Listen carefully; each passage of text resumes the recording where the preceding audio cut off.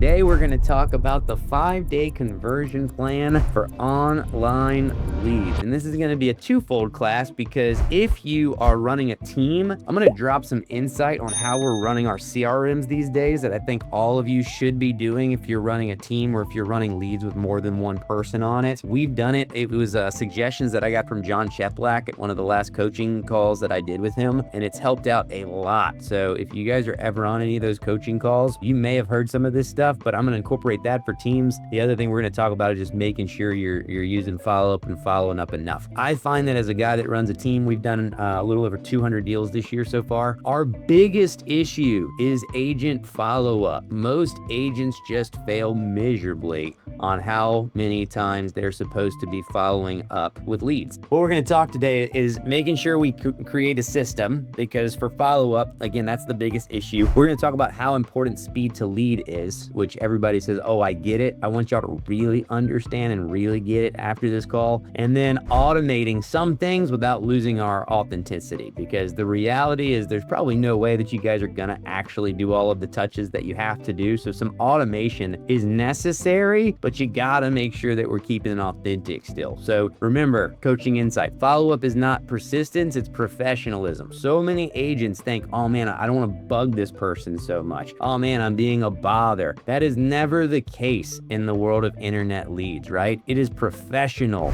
to follow up over and over and over again. So we need to master that distinction that we're not being a pest, we're just being professional. We're following up. And if you do that, you're going to watch your business blow up. Here's the big picture, right? Why do most agents fail? Well, here you go. 78% of leads close after 5 or more contacts. So let that sink in. That 78%, almost 80% need over 5 just to be able to make some kind of conversion. Yet the average agent stops after just 2. So that's why I ask, how many times are you guys actually following up with people, right? Y'all can say whatever you want, but the average agent stops after 2. You call the lead one time, they don't answer. You call back the next day and you're like, nope, this person must not exist. That's what the average real estate agent does. But we know that it's going to be 5+ attempts, and we know that speed to lead is one of the most important things out of all of this. So the reality is almost every other realtor that's doing this at a high level, they're just banking that you're going to give up. They're just hoping that Jennifer gets a lead and they get a lead and Jennifer calls it once or twice, and then they're like, great, I can call it 3 or 4 times now and I'm going to convert it, and I don't even have to compete with these agents anymore. So just keep that in mind. So here's the thing. Are you following up every single day for at least the first 5 days? I'm not saying you shouldn't be following up more than that, but for at least the first 5 days that lead comes in, you guys better be following up every single day. And Shelton, you're exactly right. You do the initial touch, someone else closes. We don't want that, because if it's 5 to 6 and you do it 5 times and then someone else calls on the 6th and sells them a house, you're going to be really, really upset, right? Jennifer says daily for 7 days and then monthly. I like that. I would like more though, to be honest, if I'm being real with you. So first 5 days, call within 5 minutes. We're going to get to why that 5 minutes is so important in a second, but strike while it's hot, right? Hey, Shelton, saw you inquire about 123 Main Street. Are you looking for info or are you ready to schedule a showing? It's not a yes or no question. It's an open-ended question. I also like to use when they register on our website. Hey, Eric, saw you just register on my personal website. Anytime that happens, I like to reach out, because when people register, they're normally looking to either buy or sell. What are you looking to do? See, another open-ended question. We're not saying, are you looking to buy a home? Because what does everybody want to say? No, I'm just browsing. Are you looking to sell? No, I'm just perusing, right? So everything needs to be open-ended questions. Normally when someone visits my website, they're looking to buy or sell. What are you looking to do? So remember, strike while it's hot, open-ended questions, right? If you don't get them on the phone, you're trying to do the same thing. But even if you do get them on the phone, oh, I'm just perusing, I'm just looking, blah, blah, blah. Doesn't matter. Day 2, you're calling up again. Give them a call, shoot them an email, right? Here's a script. Homes like that are going fast in this market. Do you want me to send you a few similar options that just hit the market? Even better, I always like to go with a question that ends with a yes. So rather than want me to send, I would rather be worried, would it offend you if I sent a few similar options that just hit the market? Because what are they going to say? it. They want to say no. Everybody does. So like, oh no, it wouldn't offend me if you sent me a few other homes. Well, what did you just do? Well, now you just gave them, or they just gave you permission to send detailed emails to them, to email them stuff every single day. Day 3, right? Now we're going to create urgency. We're going to either send them a text or we can shoot them a call again. But I say this especially with open house leads. We're talking about internet leads, but open houses every single week. You should be calling every single person that you've met in open houses to say, hey, I'm holding my showing spot open this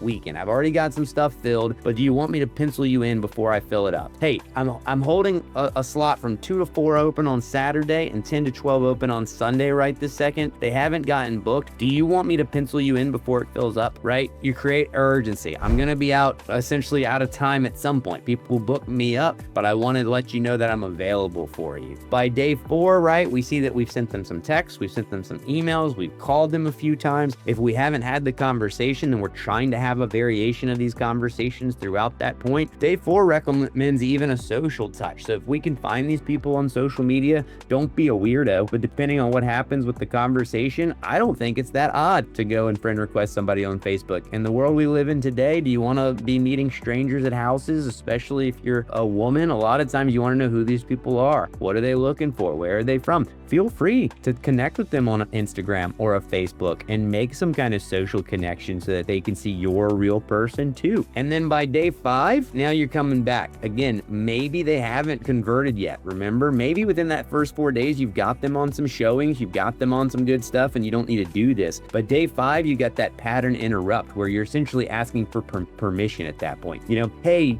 Shelton, I don't want to be a pest. I know I've hit you up the last 5 days. Should I just pause these updates now, or do you want me to keep you in the loop? Now, you know what I mean? It's like, hey man, I don't want to keep bugging you. Are you looking to buy or sell? Like, I just want to make sure, right? So that pattern interruption is fine because typically that's going to let them open up. If you haven't already converted it, right? We hope you've gotten to this point and you've started showing them something. You've gotten farther in the conversation, but at some point, if you haven't, you're just like, hey man, I know I've been blowing you up every day. Are you interested in buying a house or selling a house? If not, trash it. But here's the thing. You gotta be fast. For my new agents, I want you to really take this in. And for my old agents that really aren't listening to this still, you have a 9-time higher conversion connection rate within the first 5 minutes. So think about that. That's 900% more likely to convert if you call it in the first 5 minutes. If you wait an hour, you automatically drop off 900%. If you wait till the next day, you drop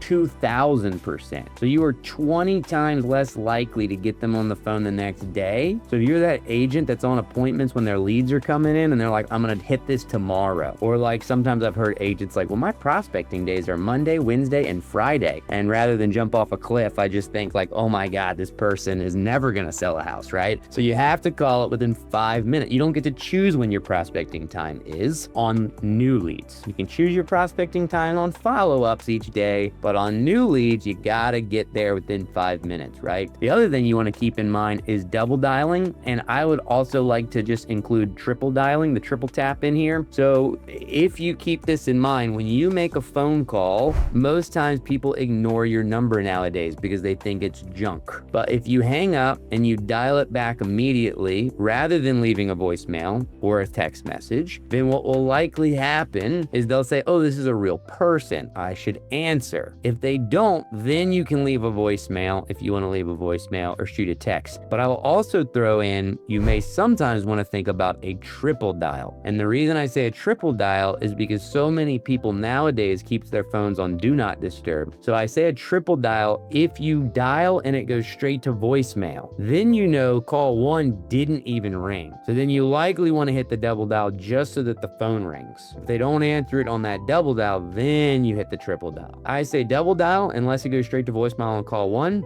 then it's a triple dial. So just keep that in mind. Speed the lead. Don't get so worried about, man, what am I going to say? I don't know what they're looking at yet. Because sometimes what y'all do is someone will register and you'll want to look in the CRM and you'll want to look at all the houses that they were looking at already and their price point and their name and their blood type. And you try to figure out all this stuff before you call. And by that point, the other realtor's already called them and already set up the showing. How many times have you made a call and they're like, oh, I just talked to somebody, I'm good, right? And then your heart's just like taking the knife because you're like, that was $1 million lead. That was $30,000. So speed isn't about being pushy. It's about being present when they need you, right? Here's a quick speed to lead thing. Hey, Jennifer, I just got your message on 123 Main Street. Wanted to make sure that you didn't miss anything important about it. Are you still online, right? See, if I call you within the first couple seconds, the first thing they're thinking is, dang, I just registered on this website and she's already calling me. That's great. You're like, hey, are you still online at my website? I just want to make sure that you didn't miss anything. Are there any questions I can answer? Can I help you?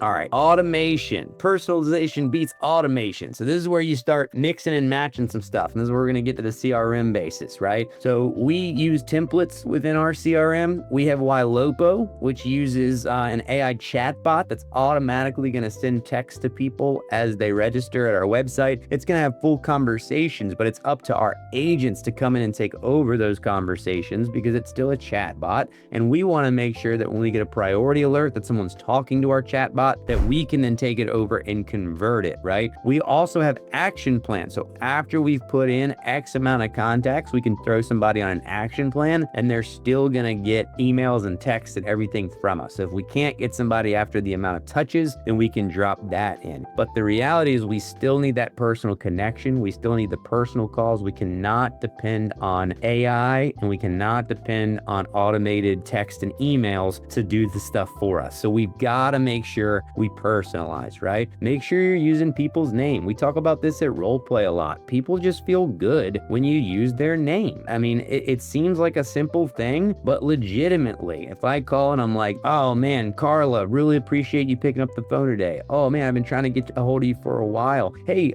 Ronnie, I noticed the listing that you liked is back up on the market, right? Are you looking for something, similar? Or could I get you back in that? This one references something about the house, right? Mention the property. Hey, I see it backs up to a park. Are you looking for something like that? Are you looking for something quiet, right? And then matching their tone. So many of our agents, when we hear them role play, it sounds like they've been chained to a table and that they are like, have a gun to their head. Like, if I don't make a sale, this is it for me, right? And it's like, man, y'all do not want to be here. So the reality is like, you've got to match the tone. If you're excited about selling a house and showing a house and helping these people, then they're going to be excited. But if you're just melodramatic and how you doing today, and man, it sounds like someone just killed your puppy, then likely they're not going to want to talk to you for very long. Just keep that in mind.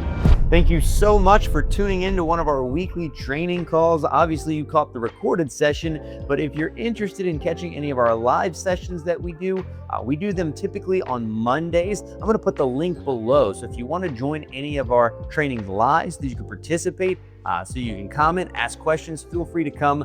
This is for our EXP group that we have here, our Omega group of agents, but it's open to anybody that wants to join, really. So if you're looking for coaching, if you're looking for training, feel free to hit that link below, and we'll see you on one of our live calls.